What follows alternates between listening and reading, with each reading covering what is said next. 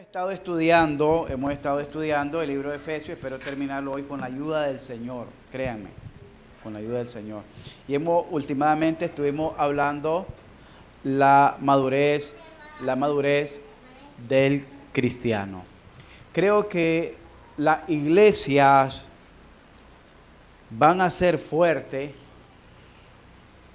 Cuando digo fuerte, no estoy hablando que no vayan a tener dificultades o adversidades, sino más bien fuertes para enfrentar esas adversidades y esas dificultades de acuerdo a la madurez que tenga la iglesia, cada creyente.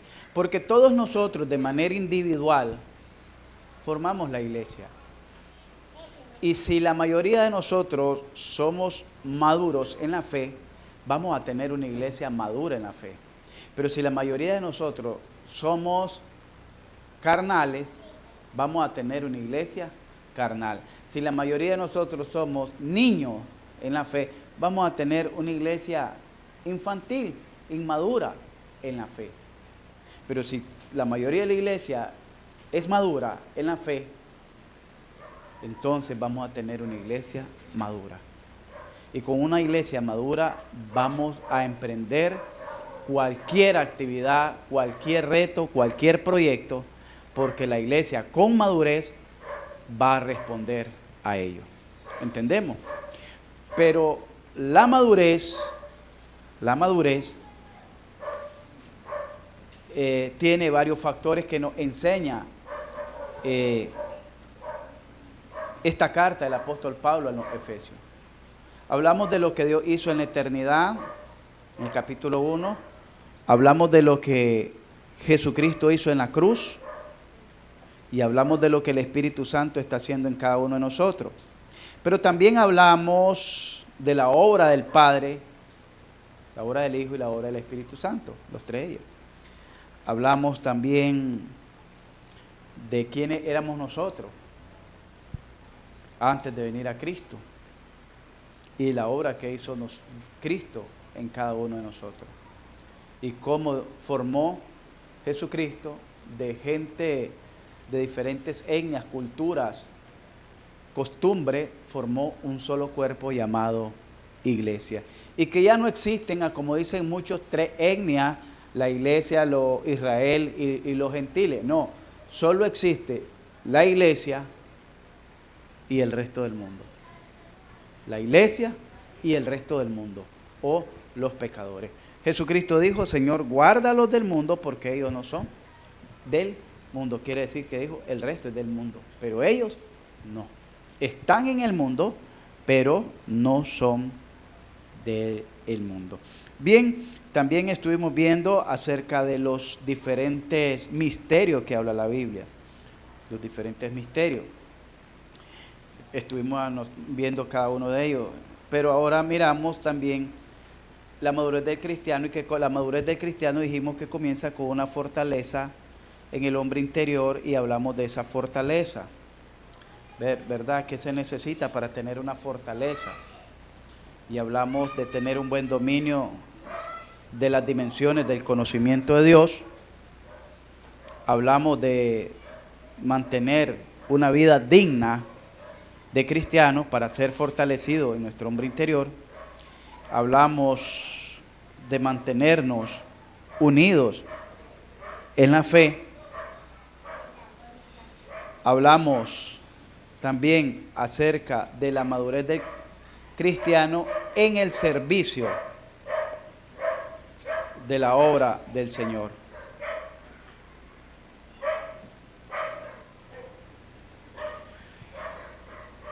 La madurez del cristiano en el servicio de la obra del Señor. Estuvimos hablando en ese sentido acerca de los dones que fueron dados por Jesucristo. Los dones fueron dados con un propósito. Los dones fueron dados para alcanzar una meta. Y los dones te guardan del peligro, y los dones te ayudan a cumplir tu deber. Hablando la madurez del cristiano en el servicio de la obra. Si no estamos claros de nuestro servicio, de cuál es mi llamado, cuál es mi vocación, para qué fui llamado, para qué sirvo en esta iglesia y de qué manera debo responder a ese llamado y cuál es mi responsabilidad ante Dios y ante la iglesia por ese llamado, entonces estaríamos actuando de manera indiferente o estaríamos actuando con incertidumbre, viniendo con incertidumbre. ¿Yo qué papel juego en esta iglesia? ¿Cuál es mi rol en esta iglesia? Pero entonces, por eso nos enfocamos en los dones, para que a través de los dones, bueno, el don, ¿cuál es el don que tengo de servir? ¿Servir en qué? ¿De qué manera? ¿Con qué propósito? ¿Cuál va a ser mi meta? ¿Cuál va a ser mi responsabilidad en esto que yo tengo que servir? No, me gustó el documento que les mandó el hermano Rieder a los maestros, porque ahí, esto que le estoy hablando ahí a los maestros les hace énfasis en cada aspecto de lo que es ser un maestro de escuela bíblica dominical, que es un don también. De ahí miramos la madurez del cristiano, ahora la vamos a ver en su conducta moral. Creo firmemente que cada cristiano ha sido redimido y nacido de nuevo, que cada cristiano que ha sido redimido y nacido de nuevo tiene una responsabilidad de cuidar su vida en cuanto a su conducta moral. Dios se le ha,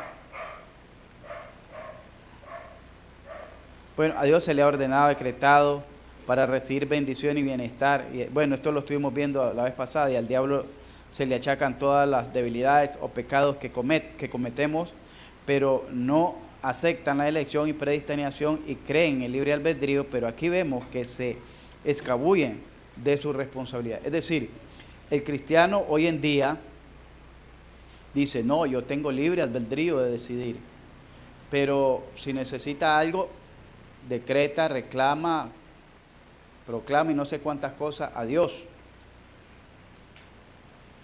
ordena para recibir la bendición de Dios, ok, y ese es para recibir, entonces no hay ninguna responsabilidad del cristiano ante ello. Y si se descuida y comete una debilidad, comete un pecado, comete una infracción, un mal testimonio, entonces le echa la culpa al diablo. Y entonces, ¿dónde estamos con la responsabilidad del creyente? Y eso es inmadurez, como un niño. Un niño se cayó y le echó la culpa a la sombra. ¿Por qué? Es que ella me asustó y me caí. O me metió el pie y me caí. Así le echan la culpa de todo ahora al diablo, dándole atributos que no lo tienen.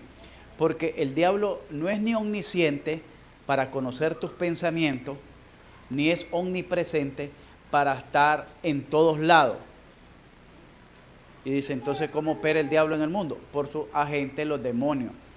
Pero el diablo te presenta ahí como que vas cruzando un desierto, entonces te presenta un espejismo y te hace ver un oasis, y te hace ver unas palmeras, y te hace ver una fuente de agua. Y cuando llegas y comienzas a tragar y despiertas, te das cuenta que era una montaña de arena, y lo que estás haciendo es ahogándote. Vos creías que te estabas ahogando en agua fresca y es en un montón de arena. Así hace el diablo con el creyente, hablando de cristiano, cuando le presenta la tentación para un pecado. Lo hace ver algo divino, algo excelente, algo maravilloso, algo apetecido, algo como si uno lo necesitara, y entonces cuando uno se va de cabeza, aquello que en principio dice en tu boca iba a ser dulce, pero cuando ya llegue a tu estómago va a ser amargo como el ajenjo, como la hiel. Eso le pasa a muchos cristianos, ya después que han probado lo dulce y se dan cuenta que no era tan dulce, entonces les sale amargo, y ahí es donde prueban la amargura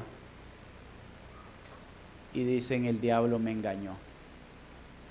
Sí, pero al final tú decidiste, todos decidimos. Cuando somos maduros, y eso estuvimos hablando en relación al estudio del perdón, si somos maduros, podemos tener la honestidad, la sinceridad de reconocer, fallé. ¿Está bien? Sí, perfecto, fallé. soy maduro. Pero si no soy maduro, voy a decir, no fallé. Fue culpa de aquella persona. Fue culpa del diablo. Fue culpa del clima. Estaba haciendo frío. Fue culpa de la que pasó ahí. Andaba desabrigada, entonces yo la abrigué. El diablo me dijo que la abrigara, que hiciera un acto de misericordia con ella. Y en la brigada nos calentamos los dos. Miren qué fácil, ¿verdad que sucede? Pero eso es cuando uno es inmaduro. Cuando uno es maduro, no, fallé. ¿Por qué? Porque yo no debía hacerle caso al diablo, yo no debía haber prestado atención a aquello, ni debía haber andado abrigado a nadie, porque la que iba a abrigar era mi esposa. Con ella me iba a calentar. Entonces fallé, reconozco que fallé, que pequé. Ya las consecuencias, bueno, ni modo que se vengan encima, pues. Después dicen, de un gustazo, un trancazo. ¿Y saben qué es eso de un trancazo? Que era que te agarraban con la tranca de la puerta. A eso se refiere. Un gustazo es que se iba el chavalo o la chavala escapado, escondida. Y se iba a la fiesta, o se iba al parque, o se iba a la esquina a verse. Se dio un gustazo. Pero después venía el trancazo, que lo estaba esperando el tata, o la abuela, o la mamá, el papá, con la tranca de la puerta, que eran unas reglas que cruzaban, había unas de lado a lado y otras que las cruzaban solo así en las puntas, unas trancas, pero eran unas reglas que no se pandeaban, donde daban reventaban. Entonces, hermanos, tenemos que aprender a ser cristianos maduros. Vamos a ver, la madurez espiritual implica un cambio de naturaleza. La madurez espiritual implica un cambio de naturaleza. Cuando estábamos en el mundo, vivíamos con la naturaleza pecaminosa del mundo. Y entonces yo decía, si me iba a whiskear, es que ando celebrando. Ya sea que celebraran las fiestas patrias, Santo Domingo, San no sé cómo, San Caralampio ya por último, pero yo decía, andamos celebrando. Andamos celebrando que contrataron a este nuevo amigo y ahora andamos celebrando que corrieron a este otro que era nuestro amigo. Pero siempre había una excusa para celebrar, ¿verdad? Eso es cuando uno está en el mundo, pero cuando uno está en Cristo ha cambiado de naturaleza humana y por lo tanto ya no tiene esa excusa. Y vamos a ver, y entonces, ¿cómo hace un cristiano para batallar contra esas pasiones que combaten en nuestro cuerpo? ¿Cómo hace un cristiano? Porque déjeme decirle que el bautismo, el agua del bautismo, no cambia su naturaleza. Representa que hay un cambio de naturaleza, que se llama nuevo nacimiento, pero el agua en sí, físicamente, no lo está lavando de esa vieja naturaleza. Entonces, ¿cómo un cristiano que ha pasado a novedad de vida, a nueva vida, puede enfrentar y llegar a alcanzar esa madurez? Vamos a verlo. Vamos a ver lo que dice la carta a los Efesios, capítulo 4, los versos 17 al 19. Dice así: esto pues digo, ¿y qué más? Y demando. Aquí se está dando como una orden, como un decreto real, como una nueva constitución. Tú vivías bajo la constitución del mundo, ahora vas a someterte a la constitución celestial, a la constitución real. Y en la constitución real dice, esto pues digo y requiero. Y comienza con una negación, igual que los mandamientos. No matarás, no adulterarás, no fornicarás, no robarás, no injuriarás, no codiciarás, ¿verdad? Aquí comienza con una negación. Que ya no andéis. Que ya no andéis. Quiere decir que en la iglesia, a pesar de los años, habían posibilidades de que algunos cristianos todavía llevaran esa conducta. Es decir, se volvieron cristianos por la fe, pero su forma de vida no había sido transformada. No había cambio. Y dice que ya no andéis como ¿quién? Como los otros gentiles, que andan en la vanidad de su mente. Quiere decir que andan pensando en cosas vanas de esta vida, en cosas vanas del mundo, que ya no anden ustedes desperdiciando prácticamente su forma de vida, que ya no anden como los gentiles. Ustedes ya no son gentiles, por lo tanto su mente ya no debe andar perturbada como andan la del mundo. Es decir, no podemos comparar a un cristiano que fue dado al whisky o al alcoholismo, no lo podemos comparar con un alcohólico. No le podemos decir si es igual a vos. No. Quizás pudiéramos decir, él está viviendo lo que tú ya habías vivido. Pero yo no le puedo decir, es igual a vos. ¿Por qué? Porque él ya no lo es. El cristiano ya no es un alcohólico. Vamos ahora a 1 Corintios, para reforzar ese pensamiento, capítulo 6.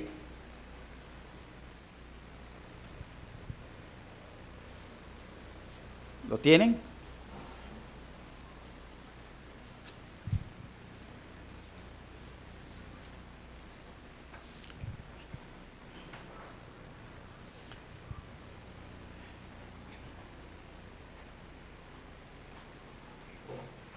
Del verso 9 al verso 11. ¿Lo tenemos? Dice la Escritura: ¿no sabéis que los injustos no heredarán el reino de Dios? Estos son los que no han sido justificados.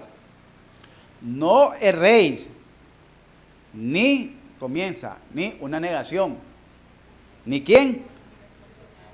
Ni los idólatras, ni los adúlteros, ni los afeminados, ni los que se echan con varones, ni los ladrones, ni los ávaros, ni los borrachos, ni los maldicientes, ni los estafadores heredarán el reino de Dios. Y dice el verso 11, ahí está la clave. ¿Y esto qué? ¿Son algunos de ustedes? ¿Ah? ¿Y esto qué dice? ¿En qué tiempo está? Pasado. Pero si nosotros nos vamos al capítulo 11, cuando estamos hablando en la Santa Cena, vamos a ver, mire, más adelante todavía, más adelante, ahí mismo, el capítulo 11, dice,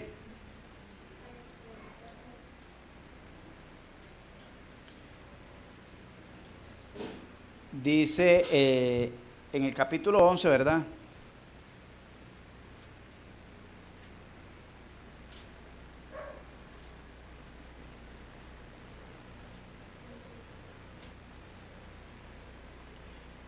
Cuando habla, déjenme ver, en el verso 17, dice, pero al anunciaros esto, que sigue, no os alabo porque no os congregáis para lo mejor, sino para lo peor. Pues en primer lugar, cuando os reunís como iglesia, oigo que hay entre vosotros visiones, en parte lo creo. ¿Ah? En parte lo creo, dice. Porque es preciso que entre vosotros haya visiones para que sea manifiesto lo que han de ser aprobado. Pues cuando pues os reunís vosotros, esto es comer la cena del Señor, porque al comer cada uno se adelanta y toma su propia cena, y alguno tiene hambre y otro ¿qué? ¿Otro qué? ¿Qué hacían entonces en la cena del Señor? Se emborrachaban, embriagarse, emborracharse. Pero ¿qué dijo allá? En el capítulo 6, versículo antes, erais. Mas ya habéis sido lavados, ya habéis sido justificado, ya habéis sido, vamos a ver ahí donde dice, ya habéis sido lavado, ya habéis sido santificado, ya habéis sido justificado en el nombre del Señor Jesús y por el Espíritu de nuestro Dios. Ustedes se emborrachan, pero no son borrachos.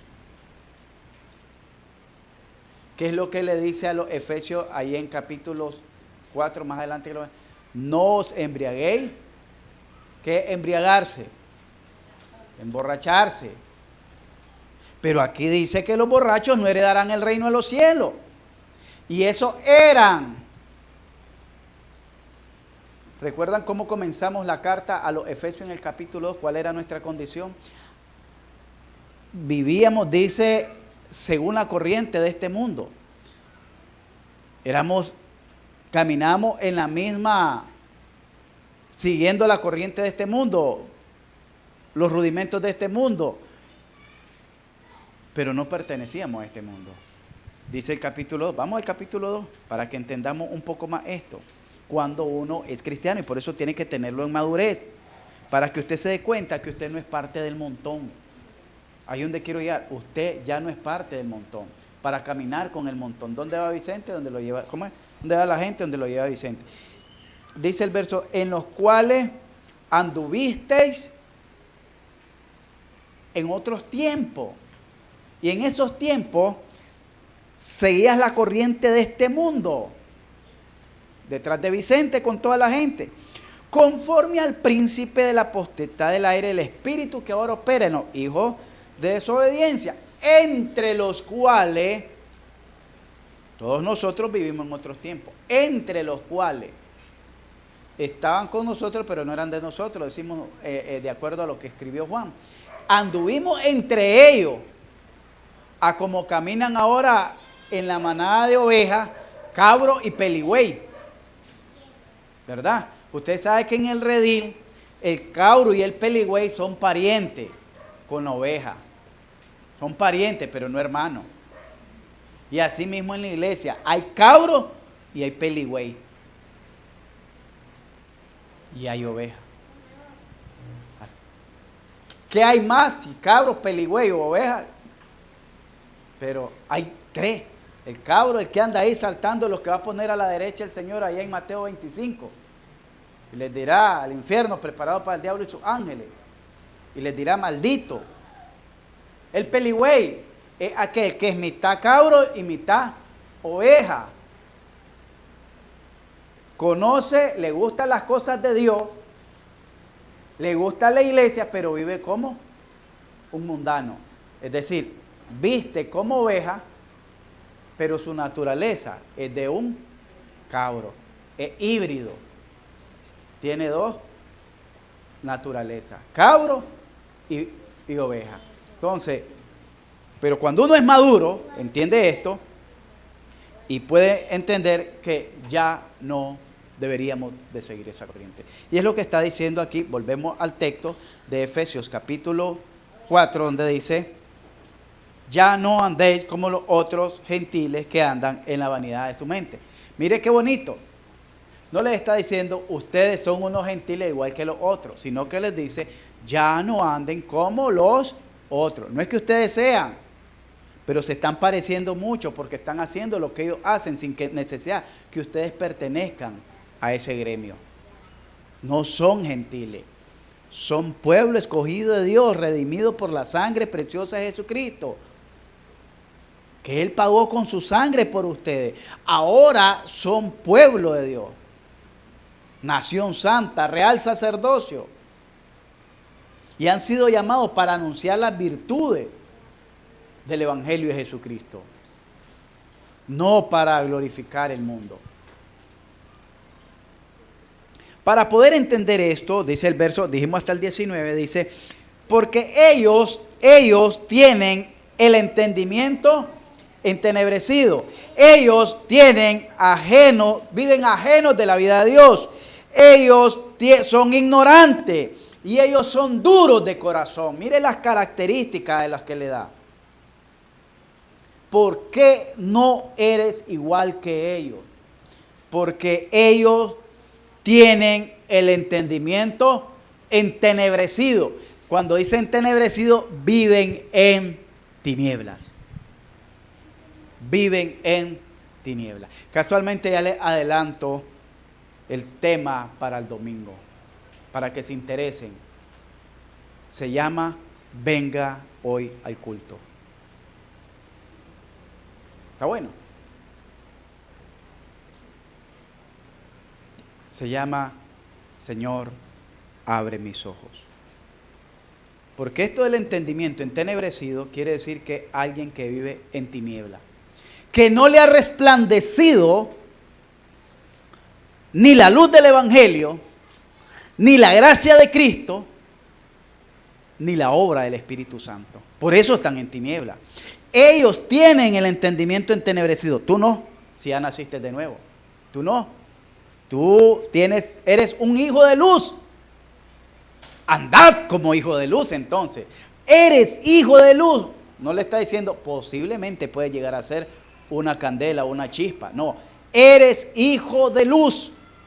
Tú no tienes todas las prédicas, toda la enseñanza, toda la lectura que tú puedes haber leído la Biblia, lo que puedes haber leído en la Biblia, todas las prédicas que has escuchado, toda la enseñanza que has recibido durante todo este tiempo, es el combustible que ha de generar la luz que hay en tus razonamientos. Es el combustible para que genere luz y seas luz en medio de las tinieblas.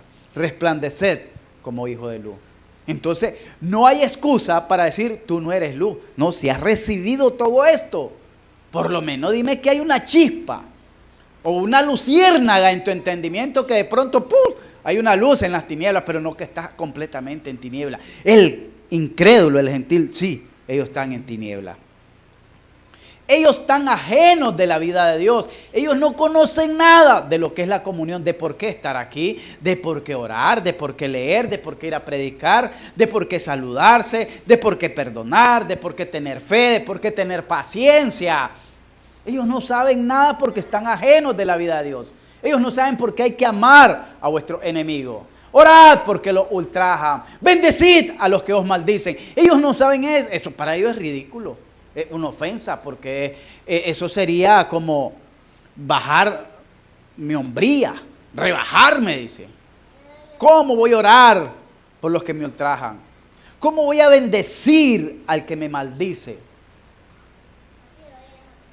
Entonces, y de ajuste, poner la otra mejilla después que me dé una cachetada. Peor, dice.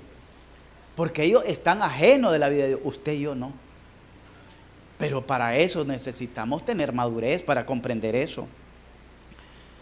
Ellos dicen que por la ignorancia, usted no es ignorante, aquí ha conocido, aunque sea el plan de salvación, pecador, condenado por el pecado, Cristo murió por mí, y Cristo me da la vida eterna, y ahora entonces he nacido de nuevo, recibiendo a través de mi vida. Algo usted conoció, pero no es ajeno.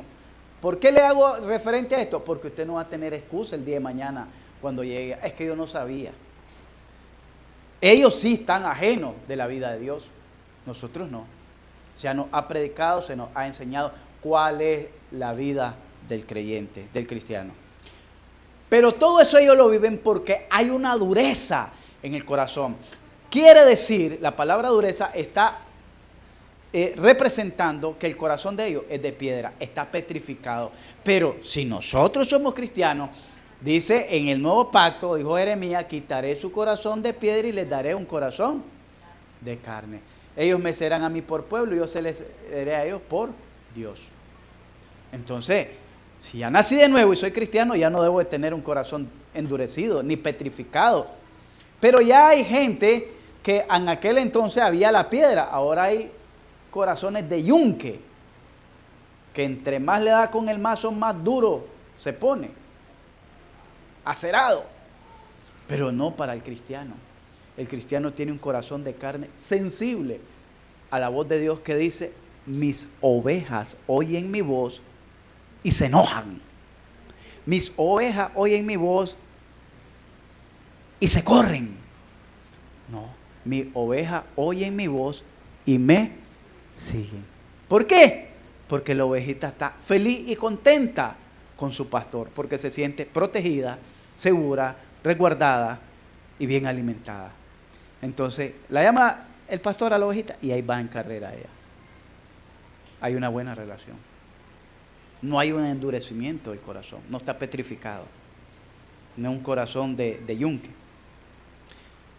Vamos a ver, hermanos, porque hemos detenido en esto, yo pensaba que no me iba a detener en esto, pero una de las cosas que tenemos que meditar, y se lo voy a dictar, es que para poder tener una madurez espiritual implica un cambio de naturaleza, dijimos, ¿verdad? Y aquí tenemos que reconocer cuál es nuestra naturaleza. ¿Nuestra naturaleza cuál es? Siendo renacido, ¿de qué? No de simiente corruptible, sino incorruptible. La naturaleza de Jesucristo. Dice que ahora somos engendrados por Dios. Y si somos hijos de Dios, somos guiados por el Espíritu de Dios. Entonces tenemos una naturaleza divina. Dice Pedro, por cuanto soy participante de la naturaleza divina de Dios. Entonces, teniendo esa nueva naturaleza, tenemos ciertas responsabilidades como cristianos, como hermanos, como personas adultas. Y dijimos, ¿cómo puede hacer un cristiano recién convertido o un cristiano que ha estado patinando por días, por meses, por años, con algo que no ha podido despejarse?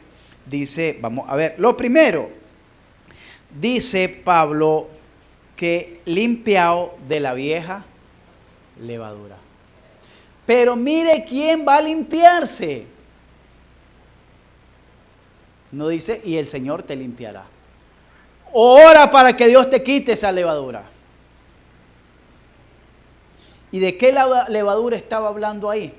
Si usted se va al texto, 1 Corintios capítulo 5, verso 7, está hablando de la perversión que estaba viviendo la iglesia. Que un hijo se había metido con la madrastra. Y la iglesia, tranquilo.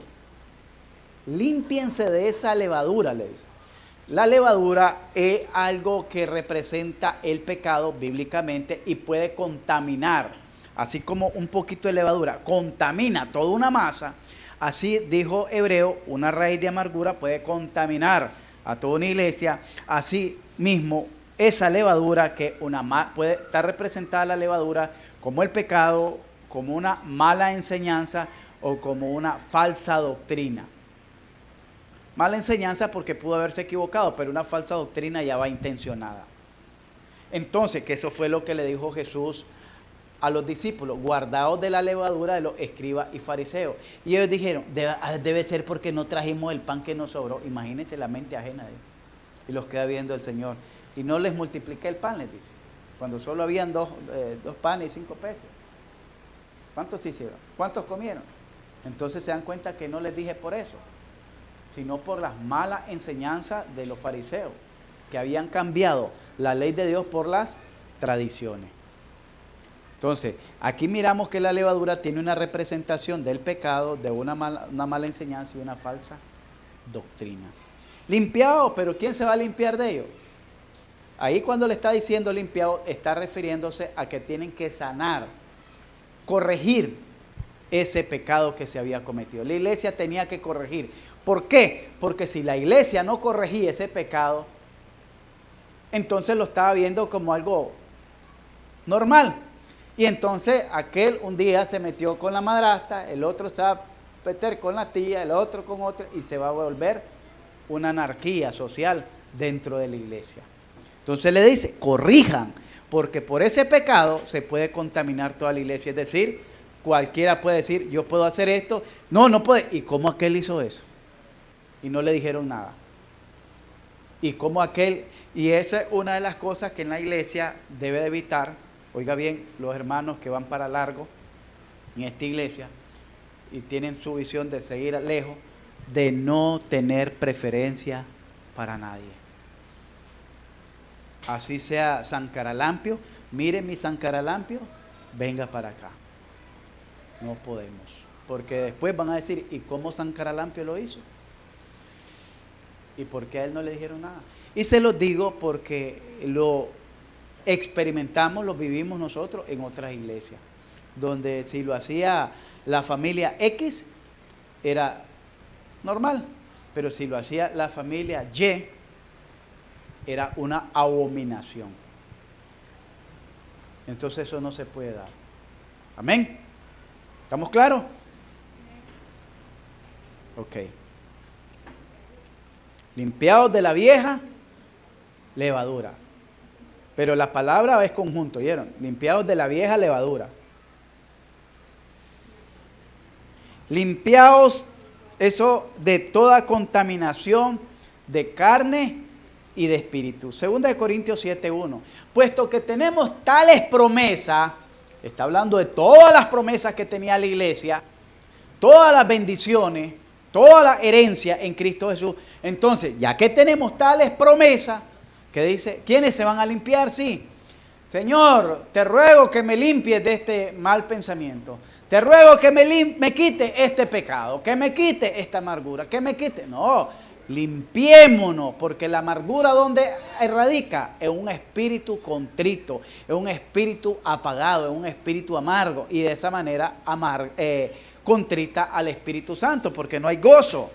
Limpiémonos de toda contaminación, pero lo que contamina, dice, al cuerpo, y lo que contamina también al espíritu. Es decir, la limpieza tiene que ser de una forma integral. Segunda de Corintios capítulo 7, verso 1. Lo que contamina a mi hombre interior y lo que contamina a mi hombre exterior. ¿Estamos claros? Para alcanzar una madurez espiritual implica un cambio de naturaleza. Un cambio de naturaleza, dijimos, estuvimos explicando qué era la naturaleza que pertenecíamos y cuál era la vieja. Pero también teníamos que limpiarlo de la vieja levadura, limpiarlo de toda contaminación.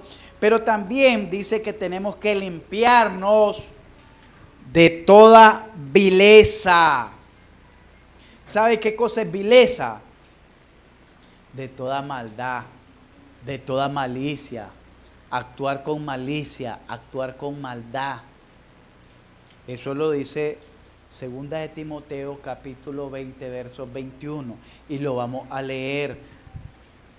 Dice, hay gente que actúa con malicia. Le da un plato de comida para después estárselo echando en cara.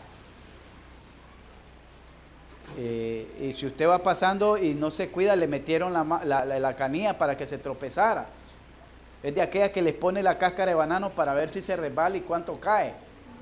Hay gente que actúa con malicia. Es más, lastimosamente he visto cristianos que actúan con malicia. Es que lo estoy probando. ¿Y quién es usted para andar probando? El que nos prueba es Dios. Pero nosotros no hemos sido llamados a probar. Más bien hemos sido llamados a restaurar a aquel que ha fallado, pero no andar probando a la gente. Le voy a poner este cebo.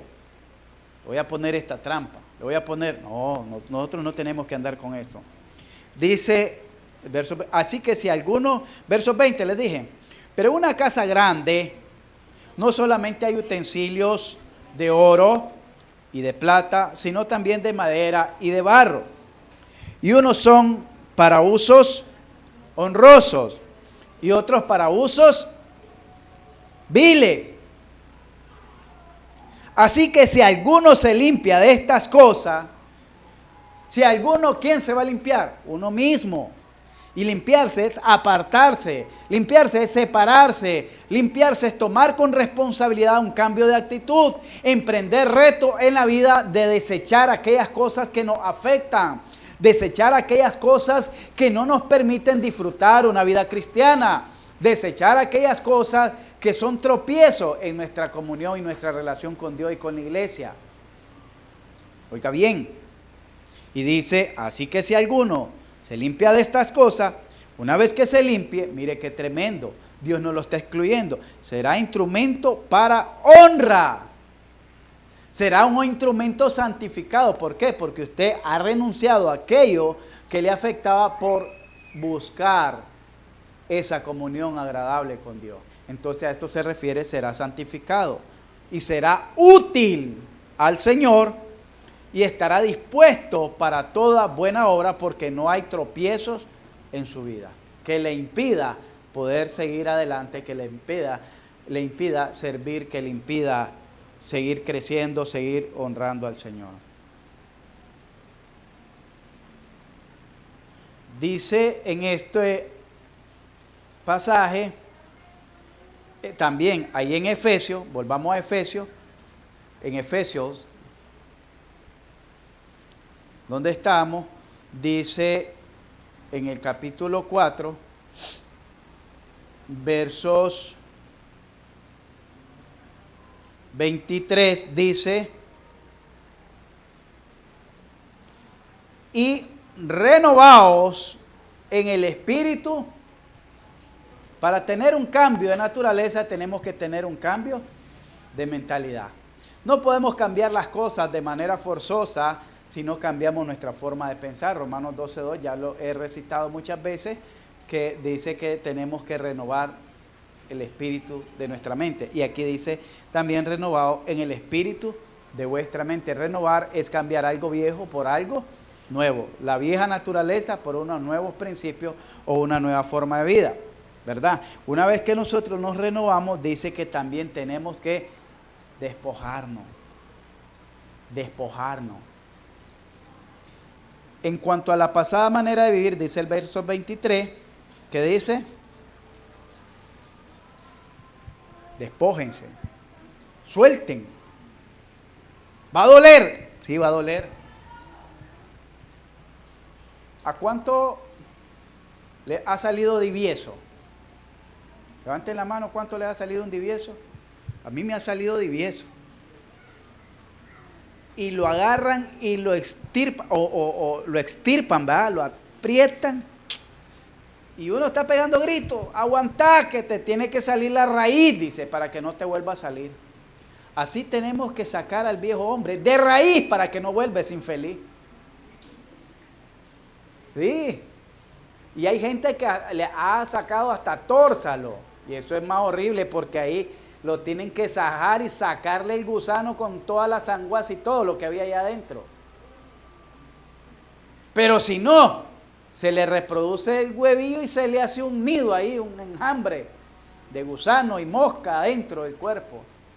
Horrible eso del tórsalo. La fiebre y todo, porque es algo extraño. Pero hay que sacarlo, ¿verdad? Así quizás nos pueda doler o incomodarnos, o darnos tristeza, dejar ciertas cosas que yo le digo: todo lo que dejemos del hombre viejo, nada vale la pena. Nada vale la pena. Nada. Tal vez nosotros sentimos algún apego, pero no vale la pena, por cuanto es del hombre viejo, de la pasada manera de vivir. Y dice Colosenses 3:5, miremos ahí Colosenses 3:5, lo que nos enseña, dice: haced pues, ¿qué dice? ¿Quién lo va a hacer? Primero nos dice renovado, después despojado, y si quedó algún parásito ahí, purgate, pipe. Porque tenés que hacer morir lo terrenal en ti. Mire qué hermoso. Cambia tu forma de pensar, cambia esta naturaleza, despójate, sácalo de tu vida. Tristeza, dolor, sufrimiento, amargura, pasados que son pasados. Una vez estaba conversando con alguien acerca de lo que es el pasado. Y lo pasado ya pasó, ya está pasado. Y me decía ese alguien: sí, dice, pero y las maldiciones ancestrales, eso ya no existe. Eso no existe. ¿Por qué? Porque el ser humano en su naturaleza está maldito, Leo. Pero las maldiciones ancestrales, eso es un término que usan algunos, Leo, para referirse a la condición que Dios le puso al pueblo de Israel, que si pecaban, se apartaban de él, el pecado lo iba a alcanzar hasta la primera, segunda, tercera, cuarta, quinta generaciones. Pero eso era para el pueblo de Israel. En la iglesia no se menciona eso, y para el mundo menos, porque el mundo está condenado. No necesita tener esas maldiciones suficientes con las que tiene. Y entonces dirá alguien: y entonces, ¿cómo quedamos hoy? Bueno, al pueblo de Israel se le dijo que, le dice el profeta, el pueblo se está reclamando, porque dicen: nuestros padres se comieron la uva y a nosotros nos da la dentera. Entonces dijo Dios: ya no se dirá más este dicho entre vosotros. ¿A qué se refería? Nuestros padres pecaron, ellos disfrutaron su pecado y nosotros vivimos las consecuencias. Ya no se dirá más este dicho entre vosotros, sino que ciertamente el alma que pecare, esa morirá. Ya no hay más maldición ancestral ni para Israel. ¿No recuerdan cuando le preguntaron a Jesús, ¿quién pecó, este o su padre, cuando estaba con el ciego? Ni este ni su padre, sino para esta hora que sea glorificado el Padre. Es que este nació así. Ya no hay tales maldiciones. Lo que pasa es que la gente no entiende eso. Pues la iglesia tiene que entender. Necesitamos despojarnos, renovar nuestra manera de pensar, cambiar nuestra forma de pensar. ¿Y cómo podemos cambiar nuestra forma de pensar? ¿Cómo puede hacer entonces, pastor? Está bien, yo le entiendo, pero ¿cómo hago para cambiar mis pensamientos? ¿Qué le recomendaría a usted? Lea la Biblia, ore, claro, pero el pensamiento está no solo cuando uno, bueno, leo la Biblia un rato, bueno, ahí me la llené, pero cuando ando en la calle, cuando estoy en el trabajo, cuando voy en el bus, ¿qué? Entonces, la Biblia siempre nos da lo que necesitamos. Filipenses capítulo 4, versos 6. ¿Lo tienen?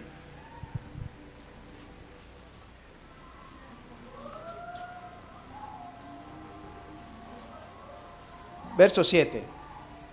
Dice Filipenses capítulo 4, verso 7. Y la paz de Dios, que sobrepasa todo entendimiento, guardará vuestros corazones y vuestros pensamientos en Cristo Jesús. ¿Quién lo va a guardar? La paz de Dios. Va a guardar nuestro. Pero ¿cuándo lo va a guardar? Ah, bueno, Dios me va a limpiar la mente. ¿Cuándo lo va a guardar? Ah, bueno, Dios me va a cambiar. ¿Cuándo lo va a cambiar? Vamos a ver el contexto. Por lo demás, hermanos míos, todo lo que es verdadero, todo lo honesto, todo lo justo, todo lo puro, todo lo amable, todo lo que es de buen nombre, si hay virtud alguna, si hay algo digno de alabanza, en esto pensad. Es decir, nuestra mente tiene que estar enfocada en cosas buenas. Cosas buenas, algo digno de alabanza. ¿Es buena la Biblia? Sí, pero no solo la Biblia, sino en nuestra forma de vivir. ¿Qué puedo hacer que glorifique a Dios? Porque dice que todo lo que hemos de hecho de palabra tiene que ser para glorificar a Dios. ¿Cómo puedo glorificar a Dios? Con mi forma de proceder, con mis palabras, con mi conducta, con mis acciones, con mi relación entre trabajadores, entre estudiantes. ¿Cómo puedo hacer eso? Mantener mi relación con mi vida, con mis palabras, con mis acciones, con mis actitudes. Yo pueda glorificar a Dios y la gente diga, ve, bendito sea Dios por esa persona. Lo que aprendiste, otra cosa. Y recibiste, y oíste, y viste en mí, esto haced, y el Dios de paz estará con vosotros. El problema es que la enseñanza que aquí dice, aprenden, porque eso es lo que aprendiste, lo que recibiste de lo que te apropiaste, ya se te olvidó. Y lo que oíste la semana pasada, por eso se lo recuerdo, porque ya se le olvidó. Porque no lo tomamos como un ejercicio espiritual.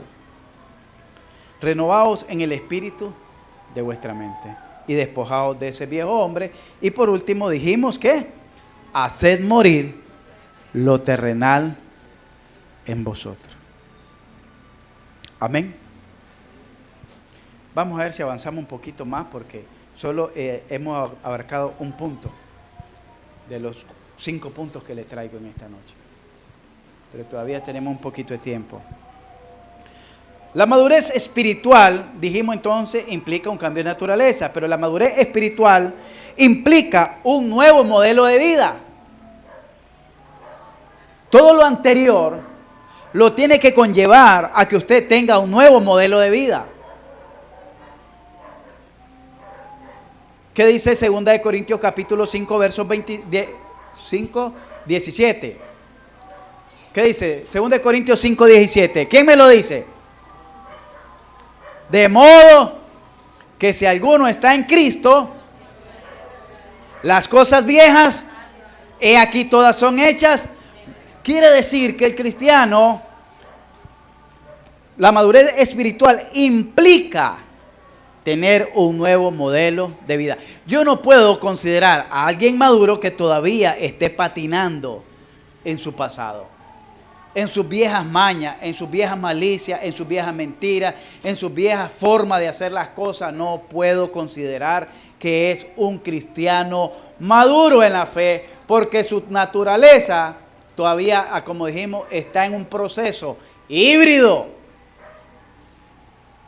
Está agarrando lo cristiano, pero no quiere soltar lo mundano. Suéltalo. Hazlo morir. Todas las cosas. ¿Y qué hacerlo morir? Matarlo. Haced morir lo terrenal en vosotros.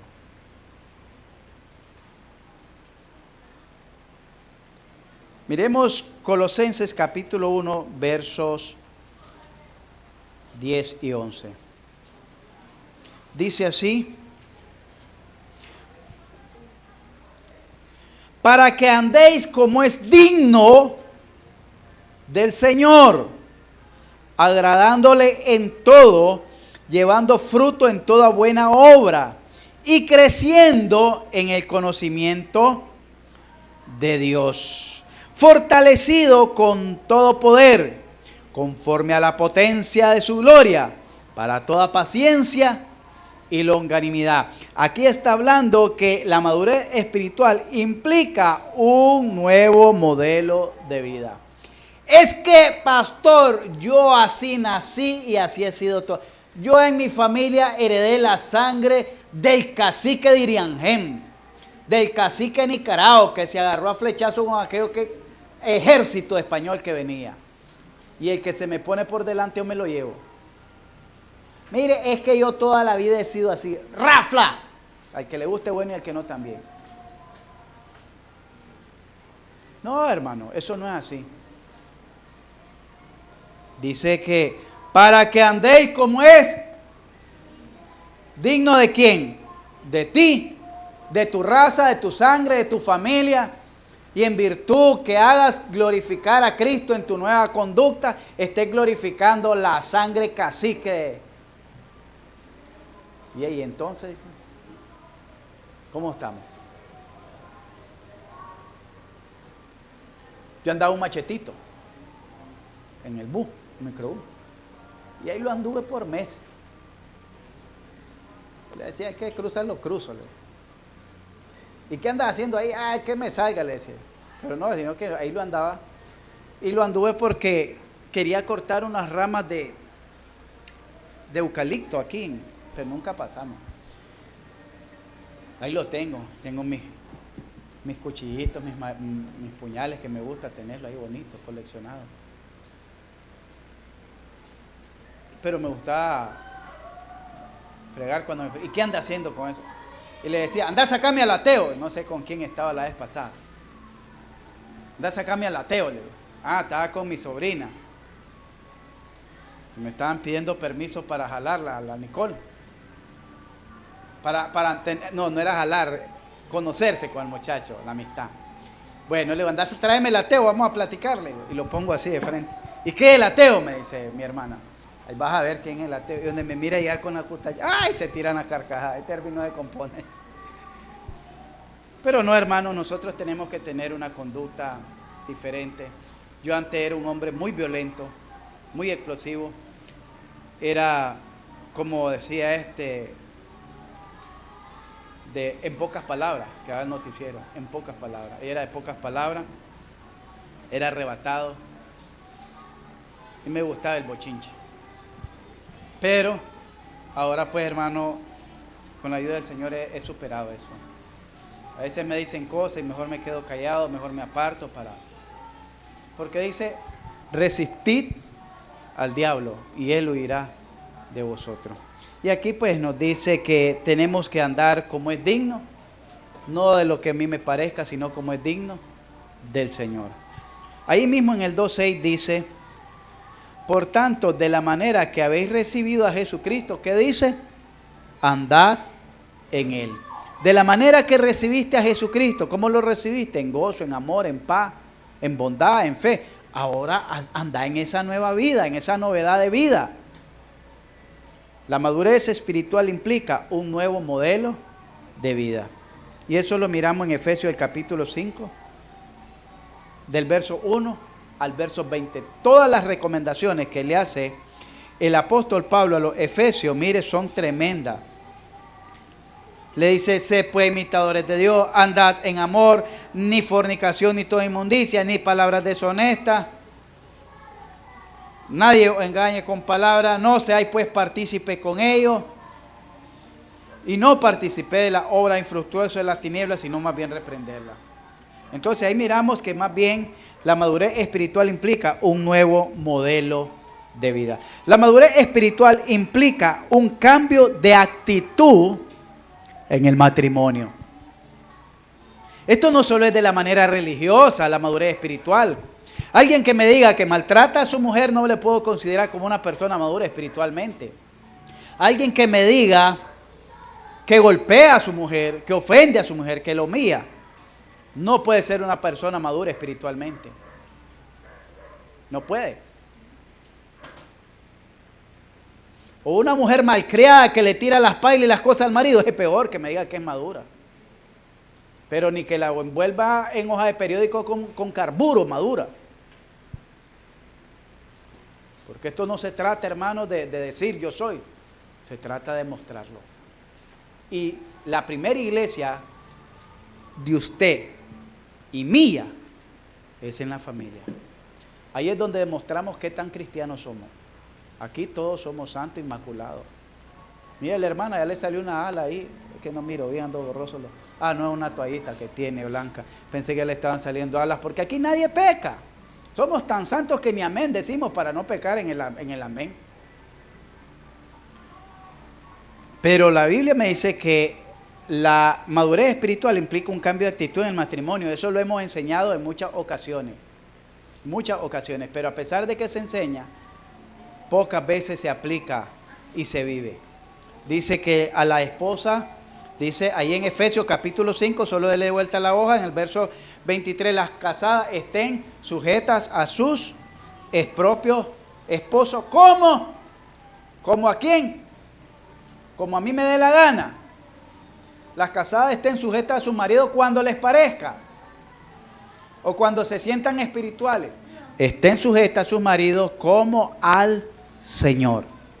Si no se sujetan a su marido, mucho menos entonces que se sujeten al Señor. Si no respetan a su marido, tampoco respetan al Señor. Porque el Señor es cabeza del marido. Así como el marido es cabeza de la esposa. Y si no respeta a su cabeza, tampoco está respetando a la cabeza de aquel hombre que está sobre su autoridad espiritual. Y dice, maridos, amad a vuestras mujeres, así como Cristo amó a la iglesia y se entregó a sí mismo por ella. A ver, yo les digo, ¿qué hizo la iglesia? ¿Qué méritos tuvo la iglesia? ¿O hizo la iglesia para que Cristo muriera por ella? ¿Qué hizo la iglesia por Cristo para que Cristo muriera por ella? Nada. Si hasta la fecha, hasta mal le pagamos. Infieles le somos. Pero aún así Cristo dio todo por aquella iglesia que es su esposa. Así el marido debe dar todo por su esposa. Que se portó mal, que es tu esposa, ámala. Que me gritó, bueno, va en la piquito play, pero sigue la amando. Ahí dicen ya no, son bromas. No, hay que hablar, hay que dialogar para no llegar a los extremos de la discusión y el mal testimonio que nos oigan los vecinos. Mira, ya se están tirando las pailas y vienen del culto, mira. Y por eso es que yo no voy a esa iglesia. Maridos, amad a vuestras mujeres, así como Cristo amó a la iglesia y se entregó a sí mismo por ella, para santificarla, habiendo purificado en el lavamiento. Y después dice, así también los maridos deben de amar a sus mujeres, como a sus mismos cuerpos. El que ama a su mujer, a sí mismo se ama. Y dice, para las mujeres, verso 24, así que como la iglesia está sujeta a Cristo, así también las casadas lo estén a sus maridos en algunas cosas. Así dice, ¿verdad? En algunas cosas, ¿verdad? En los que les conviene y en los días de pago. 2 días antes o un día antes de pago, ustedes se sujetan. Y la comida está caliente y la ropita está planchada. Así dice. Las mujeres deben de sujetarse a su marido en todo, te guste o no te guste. ¿Para qué te casaste con él? ¿Para qué tomaste esa decisión? Si lo que uno siembra, eso cosecha. Tú lo pediste, llévese su combo. La madurez espiritual implica un cambio de actitud en el matrimonio. La madurez espiritual implica un cambio de actitud en el seno familiar y laboral. Mire que este libro es tan hermoso, tan completo, que no está dejando nada por fuera acerca de la madurez espiritual. En la vida familiar dice, capítulo 6, dice, hijos, a ver los hijos, tu Biblia, obedeced en el Señor a vuestros padres porque esto es justo. Cuando dice obedecer en el Señor, quiere decir en el temor de Dios. A vuestros padres porque esto es lo correcto, esto es lo justo. Esto es lo correcto para un cristiano. Honra a tu padre, y cuando dice honra, lleva 2 implicaciones esta palabra. Y esa connotación la podemos ver con Jesús cuando les reclama a los fariseos, que creo que en Mateo 23, cuando le dice, vosotros invalidáis la ley con vuestras tradiciones porque decís que la invalidaste cuando dijiste que ya no deberían de honrar a sus padres y a sus madres, sino que el que entregara todo lo que poseyera en el altar ya no tenía por qué honrar. Entonces está hablando de qué, del respeto, de la relación o de la economía. Los hijos tenían que sostener económicamente a los padres cuando eran viejos. Oiga bien, a eso se refiere. Por eso dice, ustedes invalidaron ese mandamiento, que es de los 10 mandamientos, el 4.º mandamiento, cuando ustedes dijeron que el que entregue todo al altar ya no tiene por qué honrar a sus padres y a su madre. Entonces, cuando dice aquí honra, no solo está hablando del respeto, no solo está hablando de las relaciones, sino que está hablando de la economía, el sostén para los padres cuando ya son ancianos o discapacitados o lisiados. Honra. Para que te vaya bien y seas de larga vida sobre las tierras. No está dejando por fuera. Una persona madura espiritualmente debe comprender y practicar de esa manera el amor. También lo dijo Pablo en 2 de Timoteo, que los que tienen madres viudas o viudas que tienen hijos, que los hijos sostengan a sus madres viudas, a las ancianas, no que eran carga de la iglesia, porque los hijos eran indiferentes. O sea, vamos a decir, este hijo es maduro. Si mi hijo viera qué maduro, qué, pero no me da. No es maduro. Más bien, como dice ahí, es egoísta o avaro.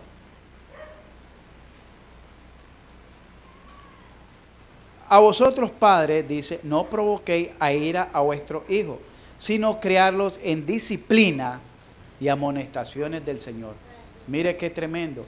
Dice, cuando está aplicando aquí, no provoquéis a ira a vuestros hijos, se está refiriendo a la confrontación entre padre e hijo, hasta llegar al punto de que el padre golpeaba severamente al hijo porque lo castigaban con vara. Pero aquí le está diciendo en el contexto, vosotros padres no provoquéis a ira, a furia a vuestros hijos, sino criarlo en disciplina. La disciplina son medidas restrictivas que el padre debe ponerle al hijo, medidas restrictivas. Y amonestaciones quiere decir a lo que nosotros le llamamos regaños, correcciones en el Señor. Y habla de los siervos. Por eso le decía, la madurez espiritual implica un cambio de actitud en el seno familiar y en el seno laboral. Siervo, obedeced a vuestros amos terrenales con temor y temblor, con sencillez de vuestro corazón como a Cristo. Si tenés un jefe y le trabaja a ese, o un supervisor, tenés que respetar a ese supervisor. Tenés un jefe, tenés que respetar a ese jefe. Que él no hace nada, solo anda con la bandera, ¿qué te importa a vos? Pero es tu jefe. Hacé lo que te conviene, hacé lo que te corresponde y ahí deja el resto. Cumplí con tus responsabilidades, cumplí con tus deberes y ahí deja el resto. Que el supervisor, que él no hace nada y te mandó a hacerlo vos, hacelo. Eso es lo que está diciendo aquí. Siervos, aquí está diciendo, esclavos, obedezcan a vuestros amos.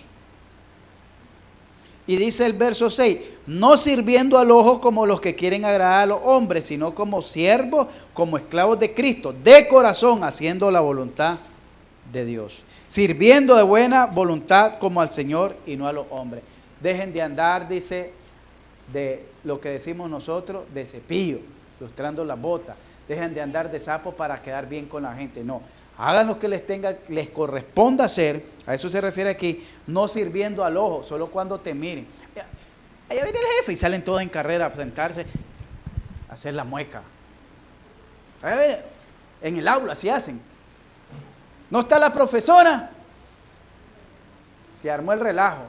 Allá viene la profesora. Salían en carrera y todo el mundo hasta en control se ponía para que no lo involucraran a él. Y estaban en carcajada ahí. Pero ya estaba hecho el daño. No como los que hacen las cosas para que lo esté. Ve, sí, míralo allí haciendo esto. Pero acababa de agarrar la escoba para que lo vieran. No. Eso se llama una actitud de mala fe. Eso lo podemos ver ahí, ¿verdad? Y a los que tenemos trabajadores, por ejemplo, si usted tiene alguna doméstica en la casa, o si está a cargo de alguien, o algún día usted va a ejercer una labor que le ponen, aunque sea a alguien a supervisar, ya por último al portero, a alguien que lo pongan a ver, al perro que lo pongan al cuidar, dice, y vosotros amos, haced con ellos lo mismo, dejando la amenaza, sabiendo que el Señor de ellos y vuestro está en los cielos. Mira, te van a aplicar el 45. Mira, no me obligué a decirle al jefe, mira, son amenazas. Te voy a quitar entonces la hora, el día. Amenaza. Vosotros, amos, como cristianos que somos, seamos apacibles, seamos bondadosos. Por último, hermanos, porque me dio el tiempo, todavía tenemos 7 minutos. La madurez espiritual implica una responsabilidad espiritual. La madurez espiritual implica una responsabilidad espiritual. Y eso, vamos rapidito, Efesios capítulo 6, del verso 10 al verso 20. Gracias, Señor, porque me diste el tiempo. Dice, por lo demás, oiga bien, aparte de todo lo que le he venido enseñando en esta carta, dice Pablo, aparte de todo lo que le he venido diciendo, de lo que hizo Dios, de los misterios, de la iglesia, de la madurez, aparte de todo eso, por lo demás, hermanos míos, fortalezcanse en el Señor y en el poder de su fuerza. ¿De qué manera? Vestidos pues de toda la armadura de Dios, para que podáis estar firmes contra las acechanzas del diablo. Porque no tenemos lucha contra carne y sangre, sino contra principados, contra potestades, contra los gobernadores de las tinieblas, contra todas las huestes de maldad. Y como tenemos esta lucha, por tanto, dice, tomen toda la armadura espiritual de Dios, para que puedan resistir en el día malo. ¿Cuál es el día malo? El día de la tentación, no en la prueba, para que puedan resistir las tentaciones. Porque ya les he dicho, las pruebas son para llevarnos a nuevos niveles de fe. Las tentaciones son para que caigamos en el pecado y destruir nuestra fe, destruir nuestra relación con Dios y destruir nuestra relación con la iglesia y con la familia. Y solo hablamos de destrucción porque Satanás vino a matar, a robar y a destruir. Entonces las tentaciones son para eso y las tentaciones, por lo tanto, no vienen de Dios. Y para poder resistir en ese día malo, tenemos que tomar toda la armadura de Dios. Pero aparte de eso, dice, habiendo acabado todo, habiendo soportado eso, estar firme en el día malo. Esté firme, esté erguido. Sí, yo aquí sigo adelante. Esto no me tumbó, pero no me voy a quedar sentado llevando una vida fresquito. Sigo adelante, firme. Ceñido vuestros lomos, dice, con la verdad y vestido, es decir, con una preparación, con un ejercicio, que sigo adelante, sigo con mi lectura, sigo con mi oración, sigo con mi responsabilidad, sigo con mis dones, sigo ejerciendo, sigo adelante. Que esto me quiso tumbar, pero no pudo, pero yo sigo adelante. No es que me voy a quedar, ay, que me quedé dolorido, me quedé apaleado de esa prueba o de esa tentación. Me dejó apaleado, me dejó turbado. No, como cuando le dan un golpe al boxeador y lo dejan todo desconcertado. Segunda de Tesalonicenses 5:17 dice, ¿qué dice? Primera de Tesalonicenses 5:17.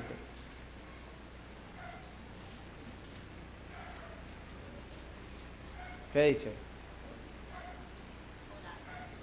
Orad sin cesar. Orad sin cesar. La madurez espiritual implica responsabilidad espiritual en tu vida. Oiga bien, alguien que no está orando es porque el diablo se lo está devorando. Así decían allá cuando estábamos en una iglesia. Al que no ora, el diablo se lo devora. Al que no ayuna, el diablo se lo desayuna. Dice. Entonces, dice aquí, orar sin parar. La palabra cesar es sin detenerte. No hay excusas para que dejes de orar. ¿Estás alegre? Canta alabanza. ¿Estás triste? Canta alabanza. ¿Estás enfermo? Oración. Pero siempre hay una manera de comunicarnos con Dios porque la oración es un diálogo con Dios. Y cuando cantamos aquí, estamos dialogando también con el Señor, porque le estamos diciendo al Señor todo lo maravilloso que ha sido en nuestra vida. Todo lo maravilloso. Mateo capítulo 6, 26, versos 41, que dijo el Señor. Velad y orad. La madurez espiritual implica una responsabilidad espiritual en tu vida. Es una responsabilidad en tu vida espiritual. Si estamos hablando de espiritual, entonces necesitamos buscar lo espiritual. El Señor dijo, velad y orad. ¿Para qué? ¿Para que no entréis a la prueba? No, para que no entréis en tentación. A la verdad dice, el espíritu está dispuesto, pero la carne es debilucha. Hermanos, creo que con esto, si nosotros también nos vamos, y si gusta, pues me acompaña ahí, si no anda tan aprisa, en Gálatas capítulo 5. Perdón, Gálatas capítulo 6. Perdón, 5 dice.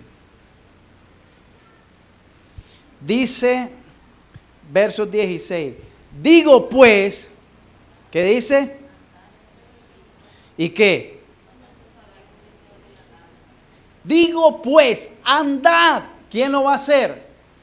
Dios, ayúdame. ¿Cómo es que me dicen? Cuando, pastor, ore para que Dios me dé ánimo. Por mi vida espiritual. Está bien. Pero ahí dice la palabra que es responsabilidad de uno también. Digo pues, andad. Andar es caminar, camina, sigue. ¿En qué? En tu vida espiritual, en el espíritu. Y no satisfagáis los deseos de la carne. Vas a andar aquí, pero no vas a andar aquí. Vas a andar en el espíritu, pero no acá. Y de ahí miramos el verso 24 y 25. Porque los que son de Cristo han crucificado la carne con sus pasiones y deseos. Si vivimos por el Espíritu, amén. Para hablar de madurez espiritual, un cristiano con madurez espiritual es porque está viviendo en el Espíritu. Aparte de todo lo que dijimos, tiene que estar viviendo en el Espíritu. ¿Alguna pregunta, mi amado hermano?